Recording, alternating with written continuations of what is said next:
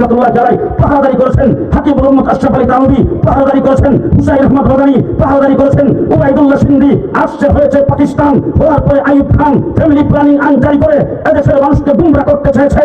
উলামায়ে দেওবন্দ আল্লামা শামসুল হক ফরিদপুরের নেতৃত্বে আমরা পাহারাদারি করেছি। আসছে বাংলাদেশ রাজনৈতিকভাবে ইসলামকে যখন মুছে ফেলা পাইতারা শুরু হয়েছে, হযরত হাফিজ হুজুরের নেতৃত্বে আমরা তার পাহারাদারি করেছি।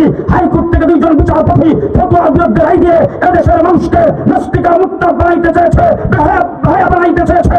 আমরা পাহারাদারি করেছি মুফতি ফজলুল হক আমিনের নেতৃত্বে শিখা চিরন্তন জ্বালিয়ে এদেশের মানুষকে মুশরিক বানাইতে চেয়েছে।